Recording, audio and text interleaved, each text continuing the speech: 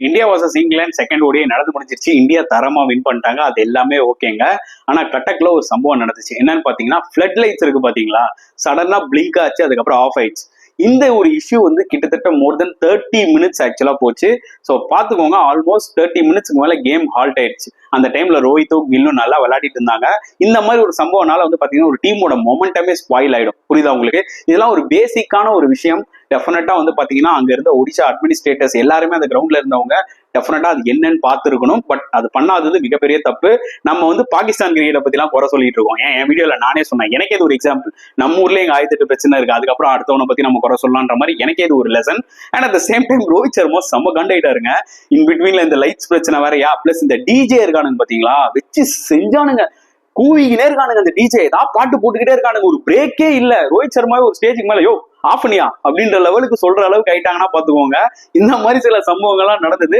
என்ன சம்பவங்கள் நடந்தாலுமே வந்து பாத்தீங்கன்னா ரோஹித் சர்மா ஒரு மரண சம்பவத்தை பண்ணாரு, அதுல எந்த டவுட்டுமே கிடையாது. சோ இந்த மேட்சை பத்தி நம்ம டீடைல்டா டிஸ்கஸ் பண்ணலாம். வாங்க வீடியோக்குள்ள போலாம்.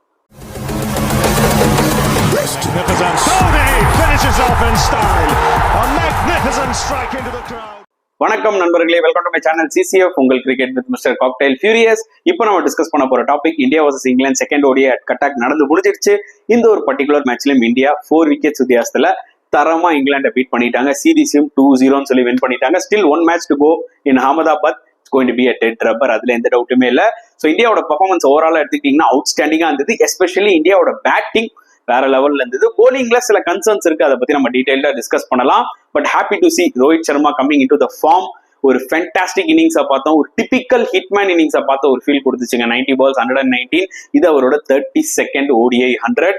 So Rohit Sharma coming into the form at the right time. கண்டிப்பா வந்து பாத்தீங்கன்னா Indian team will be so happy and Indian fans definitely ரொம்ப ஹாப்பியா இருக்கும், அதுல எந்த டவுட்டுமே கிடையாது. And at the same time England will be so disappointed. ஏன்னா இந்த முறையும் டாஸ் வின் பண்ணி பேட்டிங் எடுத்தாங்க. 2 வாட்டியுமே டாஸை வின் பண்ணி பேட்டிங் எடுத்து அவங்களால அவங்க ஸ்கோரை டிஃபெண்ட் பண்ண முடியல. ஸோ லாட்ஸ் ஆஃப் கன்சர்ன்ஸ் இருக்கு இங்கிலாந்து டீம்ல, அதுல எந்த டவுட்டுமே இல்லைங்க. ஸோ அதை பத்தியும் நம்ம வந்து டீடைல்டா டிஸ்கஸ் பண்ணுவோம் இந்த வீடியோல. ஸோ முதல்ல டாஸ்ல இருந்து நம்ம வரும், ஓகேங்களா? ஜாஸ் பட்லர் டாஸை வின் பண்ணி பேட்டிங் எடுத்தாரு. ஸோ என்னோட ப்ரிவியூல நான் ஆல்ரெடி சொல்லியிருந்தேன், கட்டக்ல சேஸ் பண்றது தான் பெட்டரான ஒரு ஆப்ஷன். ஏன்னா டியூ ஒரு ஃபேக்டர் இருக்கும். செகண்ட் லைட்ஸ்ல டெஃபினட்டா பேட்டுக்கு பால் இன்னும் பெட்டரா வரும். நீங்க ஆல்ரெடி ஃபர்ஸ்ட் மேட்ச் வந்து பாத்தீங்கன்னா ஃபர்ஸ்ட் பேட்டிங் ஆடி தோத்துட்டீங்கன்னும் போது இந்த செகண்ட் மேட்ச்ல கொஞ்சம் டிஃப்ரெண்டா அவங்க ட்ரை பண்ணிருக்கலாமோன்னு எனக்கு தோணுச்சு. அதுக்கு ஒரு ரீசன் சொல்லிட்டா, அவங்களோட பிளேயிங் லெவன்ல 3 சேஞ்சஸ் இருந்துச்சு இன்னைக்கு. ஜேக்கப் பெத்தல் அன்பார்ச்சுனேட்லி இன்ஜுரி ஆனதுனால ஓவர் 10 கொண்டு வந்தாங்க. அதுக்கப்புறம் வந்து பாத்தீங்கன்னா ஜோஃப்ரா ஆர்ச்சரும் சரி, பிரைடன் காஸும் ரெஸ்ட் கொடுத்துட்டாங்க. கஸ் அட்கின்சன், மார்க்வுட் எடுத்துட்டு வந்துட்டாங்க. நல்லா ஞாபகம் வச்சுக்கோங்க, இந்த பர்டிகுலர் ஒயிட் பால் சீரீஸ்ல இங்கிலாந்துக்கு நல்லா போலிங் போட்டது 2 பேர் தான். அதுல ஜோஃப்ரா ஆர்ச்சர், இன்னொன்னு வந்து பாத்தீங்கன்னா Brydon Carse. In fact Brydon Carse தான் இன்னுமே பெட்டரா போட்டார் ஆர்ச்சரை விட. ஸோ இவங்க 2 பேரையுமே நீங்க ரெஸ்ட் கொடுக்குறீங்கன்னும் போது மார்க்வுட் அப்பப்பதான் நீங்க ஆப்பர்ச்சுனிட்டி கொடுக்குறீங்க. அவர் பயங்கரமான ஒரு விக்கெட் டேக்கரா அமையல இந்த சீரீஸ்ல. அட் த சேம் டைம் கஸ் அட்கின்சனும் வந்து பாத்தீங்கன்னா ஃபர்ஸ்ட் T20ல அடி வாங்கிட்டு அதுக்கப்புறம் இப்பதான் வராரு. அதனால பெட்டர் நீங்க சேஸ் பண்ணிருக்கலாம். நீங்க இப்போ என்ன ஆச்சுன்னா ஒரு 304 ரன்ஸ் அடிச்சுட்டு இந்த போலர்ஸ் எல்லாம் ஆல்ரெடி வந்து பாத்தீங்கன்னா பல கேப் கழிச்சு வந்து விளையாடுறதுனால பெருசா ரிதம்லயும் இல்ல. அதனால வந்து அது கிளியர் கட்டா தெரிஞ்சுது. அவங்க கொஞ்சம் அவுட் ஆஃப் ஷாட்ஸாவும் தெரிஞ்சாங்க. மார்க்வுட் வேணா பயங்கரமா போட்டிருக்கலாம், 150 km ஸ்பீட்ல அவன் அடிச்சுக்கினே இருக்காரு. பட் ஸ்டில் அந்த விக்கெட் டேக்கிங் எபிலிட்டி வந்து பாத்தீங்கன்னா அவங்க கிட்ட இல்ல. ரீசன் என்னன்னா அவங்க இன்னும் கன்சிஸ்டன்டா விளையாடல. ஓகே, அப்பப்பதான் வந்து பிளேயிங் லெவன்ல விளையாடுறாங்க. That is another reason. So கண்டிப்பா வந்து பட்லர் வந்து டாஸ் வின் பண்ணி சேஸ் பண்ணிருக்கணும். அங்க ஒரு mistake. Still they score 304 runs. அதாவது ஃபர்ஸ்ட் மேட்சை கம்பேர் பண்ணும்போது செகண்ட் மேட்ச்ல ஒரு சின்ன இம்ப்ரூவ்மெண்ட். இதுக்கு வேணா ஒரு பாசிட்டிவா ஒரு விஷயம் சொல்லலாம். இங்கிலாந்து பேட்டிங்ல எக்ஸ்ட்ரா 50 ரன் அடிச்சிருக்கீங்கன்னு சொல்லி நான் என்னோட ப்ரிவியூல சொன்ன மாதிரி தான். அதாவது ஓப்பனர்ஸ் 2 பேருமே அடிச்சுதான் விளையாட போறாங்க. நீங்க அவங்க கிட்ட இருந்துலாம் ஒரு பெரிய 100 எல்லாம் எதிர்பார்க்க முடியாது. அவங்க சூப்பரா ஒரு ஸ்டார்ட் கொடுத்துட்டு போயிடுவாங்க. நம்ம யார்கிட்ட இருந்து அதிகமான பெரிய ஸ்கோர் எதிர்பார்க்க முடியும்னா Joe Root, Harry Brook or Jos Buttler. Okay, அதே மாதிரி இந்த மேட்ச்ல ஒரு சூப்பர் ஓப்பனிங் ஸ்டாண்ட் கொடுத்துட்டு தான் போனாங்க. சால்ட்டா இருக்கட்டும் அண்ட் இன்னொரு பக்கம் பாத்தீங்கன்னா டக்கெட்டா இருக்கட்டும், 81 ரன்ஸ் ஓப்பனிங் பார்ட்னர்ஷிப் கொடுத்துட்டு போனாங்க. 2 பேருமே ஃபர்ஸ்ட் மேட்ச் மாதிரியே டக்குன்னு அவுட் ஆயிட்டாங்க. ஒரு நல்ல பார்ட்னர்ஷிப் உருவாச்சு. அது ஜோ ரூட்டா இருக்கட்டும், ஹாரி ப்ரூக்கா இருக்கட்டும். அதுக்கப்புறம் பாத்தீங்கன்னா ஹாரி ப்ரூக் 31ல அவுட் ஆயிட்டாலும் ஜோ ரூட் அண்ட் பட்லர் நல்ல ஒரு பார்ட்னர்ஷிப் கிரியேட் பண்ணாங்க. நான் ஏற்கனவே சொன்ன மாதிரி தான் 3 பேர்ல யாராவது ஒருத்தர் ஒரு பெரிய 100 அடிக்கணும். பெரிய 100 இல்லைனாலும் 100 அடிச்சாலே ஸ்கோர் அதிகமா வந்திருக்கும். புரியுதா உங்களுக்கு? இன்னைக்கு 304 அடிச்சவங்க 330, 340 கூட அச்சீவ் பண்ணிருக்கலாம். தப்பான டைம்ல ப்ரூக் அடிக்க போய் அவுட் ஆயிட்டாரு, everything is okay. But 2 crucial players, அது ரூட்டா இருக்கட்டும் as well as வந்து பட்லரா இருக்கட்டும், தப்பான டைம்ல அவுட் ஆனாங்க. நல்லா நோட் பண்ணி பாருங்க. அதாவது பட்லர் வந்து அந்த டைம்ல இன்னும் 2 ஓவர் எக்ஸ்ட்ரா நின்னுந்தாருன்னா டெஃபினட்டா ஸ்கோரை ஏத்திருப்பாரு. அவர் ஹர்திக் பாண்டியா பால்ல தேவையில்லாத ஒரு ஷாட் ஆடி அவுட் ஆனாரா தப்பான டைம்ல. அதுக்கப்புறம் ஜோ ரூட்டும் வந்து பாத்தீங்கன்னா ஜடேஜா பால்ல அது தேவையில்லாத ஒரு ஷாட் ஆடி அவுட் ஆவாரு. ஸோ இந்த மாதிரி தப்பான டைம்ல அவுட் ஆனதுனால என்னன்னு பாத்தீங்கன்னா உங்களால பூஸ்ட் பண்ண முடியல. என்னதான் லிவிங்ஸ்டன் வந்து ஒரு 41, அப்புறமா அதில் ரஷீத் வந்து பாத்தீங்கன்னா ஒரு ஹேட்ரிக் ஆஃப் பவுண்டரி ஷம்மியா அடிச்சாலுமே ஸ்டில் வந்து பாத்தீங்கன்னா அவங்களோட மெயின் பிளேயர் யாராவது ஒருத்தர் இன்னும் கொஞ்சம் ஸ்டே பண்ணியிருந்தாங்கன்னா தே குட் ஹவ் ஸ்கோர் 340, 350 இன்னுமே கொஞ்சம் பெட்டரா இருந்திருக்கும்ன்றது என்னோட ஒரு பாயிண்ட் ஆஃப் வியூ. அப்படி இப்படின்னு அடிச்சு பிடிச்சி 304 ஸ்கோர் பண்ணிட்டாங்க. இந்தியாவோட போலிங் எடுத்துக்கிட்டீங்கன்னா pick of the bowlers obviously once again Ravindra ஜடேஜாங்க. ஃபர்ஸ்ட் ஓடிஐல என்ன பண்ணாரோ செகண்ட் ஓடிஐல அதான் பண்ணாரு. அவர்கிட்ட ஒரு டெம்ப்ளேட் இருக்கு. நான் ஏற்கனவே சொன்ன மாதிரி தான் திருப்பியும் சொல்ல வரேன். அதாவது ஒன் டே கிரிக்கெட்னு எடுத்துக்கிட்டீங்கன்னா 15 overs to 40 overs ஜடேஜாவோட கோட்டை வந்து போட்டுக்கிட்டே இருப்பாரு அந்த மனுஷன். அதனால அதே மாதிரியே போட்டு இந்த மேட்ச்லயும் பாத்தீங்கன்னா எக்கனாமிக்கலா 3 wickets எடுத்தாரு. So fantastic bowling performance. And Varun சக்கரவர்த்திக்கு ஒரு டெபியூ ஆப்பர்ச்சுனிட்டி கிடைச்சது. அண்ட் அந்த டெபியூ ஆப்பர்ச்சுனிட்டி அவர் எப்படி யூஸ் பண்ணாருன்னு கேட்டீங்கன்னா இன்னுமே பெட்டரா யூஸ் பண்ணிருக்கலாம். எஸ், அவர் சால்ட்டோட விக்கெட் எடுத்தாரு, everything is fine. But நிறைய ஃபுல் டாஸ் போட்ட மாதிரி இருந்தது. ஸ்டெம்ப் டு ஸ்டெம்ப் இன்னும் கொஞ்சம் பெட்டரா போட்டுருக்கலாமோ. ஏன்னா T20 நான் நிறைய பார்த்திருக்கேன் வருண் ஸ்டெம்ப் டு ஸ்டெம்ப் போடுறத. இந்த மேட்ச்ல கொஞ்சம் ஸ்டெம்ப் தள்ளி போட்ட மாதிரி ஒரு ஃபீல் கொடுத்துச்சு. இன்னுமே பெட்டரா போட்டுருக்கலாம்னு தோணுச்சு. எனிவேஸ் தேர்ட் ஓடியையும் வந்து பாத்தீங்கன்னா அவருக்கு வாய்ப்புகள் கொடுக்கப்படும். பட் ஆனா சாம்பியன்ஸ் ட்ராஃபி ஸ்குவாட் 11th வந்து சொல்லிடணும். ஸோ அதனால அவர் இடம் பெறுவாரா வெயிட் பண்ணி தான் நம்ம பார்க்கணும். ஆனால் டீசெண்டா போட்டார். ஏட வெரி டீசென்ட் டெபியூட், அவ்வளவுதான் சொல்லுவேன். பட் மற்ற ஃபாஸ்ட் போலர்ஸ் எல்லாருமே கொஞ்சம் அடி வாங்கின மாதிரி எனக்கு ஒரு ஃபீல் இருந்துச்சுங்க. அதுல எந்த டவுட்டுமே கிடையாது. கரெக்டா Shami had a very bad game. அதை நம்ம அக்செப்ட் பண்ணிக்கிட்டு தான் ஆகணும். It happens in cricket. Same time Hardik Pandya என்னைக்குமே வந்து கொஞ்சம் எக்ஸ்பென்சிவா தான் இருப்பாரு. ஆனா அப்பப்போ ஒரு க்ரூஷியல் விக்கெட் எடுத்துறாரு. Harshit Rana once again struggling in new ball. அது கண்டினியூ ஆகிட்டே தான் இருக்கு. ஸோ அவரும் வந்து பாத்தீங்கன்னா நிறைய இம்ப்ரூவ் பண்ண வேண்டியது இருக்கு. அண்ட் அப்படி இப்படி இந்தியா ஓரளவுக்கு மேனேஜ் பண்ணிட்டாங்க. 304 ரெஸ்ட்ரிக்ட் பண்ணாங்க. அண்ட் இந்தியாவோட பேட்டிங் ஆப்வியஸ்லி எனக்கு கான்ஃபிடன்ஸ் இருந்துச்சுங்க. லைவ்ல கூட நான் கிளியரா சொன்னேன், மிட் செஷன் லைவ்ல கூட கிளியரா சொன்னேன், India is going to win this match. Because ரெண்டு விஷயம், இந்தியாவோட பேட்டிங்ல முக்காவாசி எல்லாருமே ஃபார்ம்ல இருக்காங்க. செகண்ட், இந்த ஒரு Cuttack wicket under the lights plus lighter dew வந்துச்சுன்னா it will be better for batting. So அந்த வகையில் வந்து பாத்தீங்கன்னா ஒரு அவுட்ஸ்டாண்டிங்கான ஒரு opening partnership, more then 100 runs from Shubman Gill and Rohit Sharma. அந்த அவங்களோட பேர் என்னைக்குமே பெட்டரா பண்ணியிருக்காங்க. ஸோ மறுபடியும் சேர்ந்தாங்க, சூப்பரா விளாண்டாங்க தான் சொல்ல முடியும். ரோஹித்தும் ஃப்ளூவெண்டா விளாண்டாரு. எஸ்பெஷலி அந்த 2 6 அப்படி விட்டாரு பாருங்க மிட் ஆஃப்ல. அப்பவே தெரிஞ்சது ஓகேடா ரோஹித் இஸ் பேக் அப்படின்னு தோணுச்சு. அந்த பேட் சத்தத்திலேயே தெரிஞ்சது. அண்ட் சேம் டைம் சுப்பன் கில்லும் பாத்தீங்கன்னா சூப்பரா கிறிஸ்பா செமையா ஸ்டைலிஷா விளையாடிட்டு இருந்தாரு. ஸோ 2 பேர் சேர்ந்து அந்த ஒரு மோர் தென் 100 runs ஒரு பிக் பார்ட்னர்ஷிப் கொடுக்கும்போது எனக்கு என்ன ஃபீல் ஆச்சுன்னா கண்டிப்பா இந்த மேட்ச் இந்தியா வின் பண்ணிடுவாங்கன்னு தோணுச்சு. But I was waiting for Rohit. அதாவது இந்த இன்னிங்ஸ் எப்படி ஒரு பேஸ் பண்ண போறாரு. ஜென்ரலா 2023 வேர்ல்ட் கப்ல வந்து பாத்தீங்கன்னா அந்த ஒரு 40, 49, 50, 16 அடிச்சு கொடுத்துட்டு போயிட்டாரு. கரெக்டா அந்த ஒரு பெரிய செஞ்சுரியெல்லாம் அவர் அடிக்கலாம். அந்த இந்தியாவுக்கு தேவைப்படுற ஸ்டார்ட்டா பண்ணிட்டு போனாரு.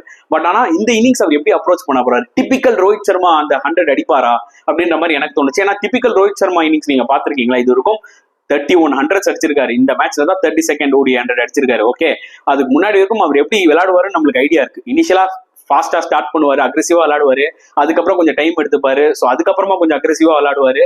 ஸோ அவரோட டெம்ப்ளேட் அப்படிதான் இருக்கும். இந்த மேட்ச்ல நான் அதை கிளியரா பார்த்தேன். ஒரு டிபிக்கல் ரோஹித் சர்மாவோட இன்னிங்ஸை நான் பார்த்தேன். So I was so happy for it. 90 balls 119 fantastic innings. அந்த மனுஷனுக்கு ஒரு சல்யூட் பண்ணும். கரெக்டான டைம்ல ஃபார்முக்கு வந்துட்ட தலைவா. இது ரொம்ப ரொம்ப இம்பார்ட்டன்ட். ஏன்னா சாம்பியன்ஸ் ட்ராஃபி போறதுக்கு முன்னாடி இந்த 100 is going to help Rohit Sharma's confidence to sky லெவல்ன்றதான் நான் சொல்லுவேன். அண்ட் மற்ற டீமுகளுக்கும் பயம் இருக்கும், ஆஹா ரோஹித் சர்மா ஃபார்முக்கு வந்துட்டாரான்னு. ஸோ அது ஒரு பிளஸ். சுமன் கிலும் பாத்தீங்கன்னா ஒரு சூப்பர் நாக் 60, சரியான யாக்கர் ஃப்ரம் ஓவர்டன். இல்லைன்னா அந்த மனுஷன் இருந்தா ஒரு 100 அடிச்சிருப்பாரு. பட் அன்பார்ச்சுனேட்லி விராட் கோலி வந்து பாத்தீங்கன்னா சீப்பா அவுட் ஆயிட்டாரு. அதுதான் ஒரு மிகப்பெரிய வருத்தம். இன்னைக்கு மேட்ச்ல ரோஹித் சர்மா 100 அடிச்சிட்டான்னு ஒரு சந்தோஷம் இருந்தாலுமே விராட் கோலி ஐயோ இந்த ஆப்பர்ச்சுனிட்டியை யூஸ் பண்ணலையன்ற மாதிரி ஒரு வருத்தம் கொடுத்தது. But at same time Virat Kohli அதில் ரஷீத் கிட்ட எப்பவுமே அவுட் ஆயிட்டு வராரு. அந்த பேட்டர்ன் கண்டினியூ ஆயிட்டே இருக்கு. ஸோ அதை ஒரு பிரேக் பண்ணணும். அதாவது கவர்ஸை ஓப்பன் பண்ணிட்டு 2 ஸ்லிப்பை வச்சுக்கிட்டு பர்பஸா தான் அந்த பாலை தூக்கி போடுறாரு அதில் ரஷீத். ஒரு 2-3 பால் டைம் எடுத்துக்கிட்டா என்ன விராட் கோலிக்கு, ஏன்னா ரிக்வயர்ட் ரேட்டும் பெருசா இல்ல. இதுதான் அவர்கிட்ட இருந்து நம்ம எக்ஸ்பெக்ட் பண்றோம். முன்னாடி இந்த பேஷன்ஸ் தான் ஆக்சுவலா விராட் காமிப்பாரு. ரீசென்ட் டைம்ஸ்ல விராட் வந்து என்ன பண்றாரு பாக்கனா டாமினேட் பண்ணதான் பாக்குறாரு. ரெஸ்பெக்டிவ் ஆஃப் எவ்வளவு ஃபெயிலியர்ஸ் ஆனாலுமே அந்த சம்திங் மேபி அது ஒரு ஈகோன்னு சொல்லலாம், வாட் எவர் இட் இஸ், நான் ஒரு கெத்து பிளேயரா அப்படின்ற மாதிரி இருக்கலாம். கொஞ்சம் பொறுமையா ஆடலாமோ, ஏன் அவசரப்படுறாருன்ற மாதிரி. ஏன்னா கொஞ்சம் பால்ஸ் ஒரு 20 balls விராட் எடுத்துக்கிட்டாருன்னு வச்சுக்கோங்க ஓடிஐல, அதுக்கப்புறம் ஒரு பெரிய நாக் அவர் விளையாடுவாரு. அதுல எந்த டவுட்டுமே கிடையாது. And at the same time அவர் அவுட் ஆனதுக்கு அப்புறம் ஷ்ரேயாஸ் ஐயர் திருப்பியும் அந்த ஆப்பர்ச்சுனிட்டி யூஸ் பண்ணி அவர் ஒரு நல்ல நாக் 43 அடிச்சாரு. தேவையில்லாத ரன் அவுட். மறுபடியும் அக்சர் பட்டேல ஃப்ரண்ட்ல இறக்குனாங்க. அவரும் வந்து பாத்தீங்கன்னா ஒரு அன்பீட்டன் 48 runs. ஸோ இவங்களாம் ஆப்பர்ச்சுனிட்டியை நல்லா யூஸ் பண்ணிக்கிட்டாங்க. நான் திருப்பி சொன்ன மாதிரி அந்த ரன் அவுட் அவாய்ட் பண்ணிடலாம் ஷ்ரேயாஸ் ஐயர். ஏன்னா 2 பேருக்கும் ஏகப்பட்ட மிஸ் அண்டர்ஸ்டாண்டிங் வந்தது. ஷ்ரேயாஸ் ஐயர் ரன் அவுட் ஆகாம இருந்தாருன்னா இன்னும் ஒரு 60, 65 நாட் அவுட்ல நின்றுக்கலாம். எனக்கு ஒரே ஒரு கன்சர்ன் என்னன்னு பாத்தீங்கன்னா KL ராகுல், நான் ஏற்கனவே ஃபர்ஸ்ட் மேட்ச்ல சொல்லியிருப்பேன், நம்பர் 7 or number 6 அவரோட பொசிஷன் கிடையாது கைஸ். ஏன்னா நீங்க இன்கேஸ் நம்பர் 6 நம்பர் 7 தான் கேஎல் ராகுல விளையாட போறீங்கன்னா அதுக்கு நீங்க ரிஷப் பண்ணிட்டே ஆடிட்டு போலாம், இன்னொரு ஒரு லெஃப்ட் ஹேண்டர் ஆட் பண்ண மாதிரி ஆயிடும். இதுதான் என்னோட ஒரு பாயிண்ட் ஆஃப் வியூ. ஏன்னா கேஎல் ராகுல் பாருங்க, நீங்க இந்த பொசிஷன்ல தான் கேஎல் ராகுல் ஆட வைக்க போறீங்கன்னு முடிவு பண்ணிட்டீங்க. ஆனா அந்த 2 பொசிஷன்லயுமே வந்து கேஎல் ராகுல் ஆக்சுவலா ஃபெயிலியர் ஆயிட்டார்.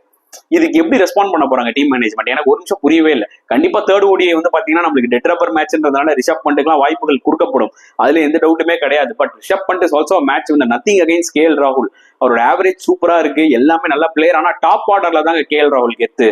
நீங்க அவரை வந்து நீங்க லைக் நம்பர் 6ல இருக்கிறதுனால அவருக்கும் அது யூஸ் ஆக போறது இல்ல, டீம் இந்தியாவுக்கும் அது யூஸ் ஆக போறது இல்லைன்றதான் என்னோட முழுக்க ஒரு பாயிண்ட். அண்ட் இந்த மேட்ச் வந்து பாத்தீங்கன்னா அதுக்கப்புறம் வழக்கம் போல ஃபர்ஸ்ட் மேட்ச் மாதிரி ஈஸியா முடிக்க வேண்டிய மேட்ச் வந்து இவர் அவுட் ஆயிட்டார், அவர் ஆயிட்டார். ஹர்திக் பாண்டியாவும் வந்து துருன்னு ஏன் அப்படி அவசரப்படுறாருன்னு எனக்கு புரியல. அவரும் வந்து விக்கெட்டை கொடுத்துட்டு போனாரு, நல்ல காலம். அக்சர் ஒரு எண்ட்ல ஸ்டே பண்ணிட்டாரு. அப்படியே ஜடேஜாவும் வந்து ஒரு 2 பவுண்டரி அடிச்சு வின் பண்ணி கொடுத்துட்டாங்க. So comprehensive win for India. England bowling எடுத்துட்டோம்னா நான் ஏற்கனவே சொன்ன மாதிரி அவங்களோட ஃபாஸ்ட் போலிங் ஒரே மாதிரி போலிங் தான், ஒன்னும் பெரிய டிஃபரன்ஸ் எல்லாம் கிடையவே கிடையாதுங்க. அதான் ஒரு பெரிய பிரச்சனையே அந்த டீம்ல. ஓகே, ஒரு என்ன பிளேஸ் நீங்க ரீப்ளேஸ் பண்ணாலுமே அவங்க எல்லாருமே சேம் டைப் ஆஃப் பிளேயர்ஸ் தான். ஒன்லி பிளஸ் அவங்க கிட்ட இருக்கிறது அதில் ரஷீத். இந்த மேட்ச்ல கொஞ்சம் அதில் ரஷீத்தையும் அடிச்சுட்டாங்க. பட் ஸ்டில் லிவிங்ஸ்டன் நல்லா போட்டாரு, அதில் ரஷீத் நடுவில் 1-2 ஓவர் நல்லா போட்டாரு. பட் நான் திருப்பியும் சொல்ல வரேன், England definitely they should have taken Tom Hartley, ஒரு லெஃப்ட் ஆர்ம் ஸ்பின்னர் வச்சிருக்கணும். இப்போ கூட நான் என்ன சொல்ல வரேன்னா, இந்த இங்கிலாந்து சீரிஸ் இந்தியா சூப்பரா விளையாடிட்டாங்க. அதுக்கு முக்கியமான காரணம் இங்கிலாந்தோட போலிங் அந்த அளவுக்கு பயங்கரமா இல்லை இந்த கண்டிஷன்ஸ்க்கு.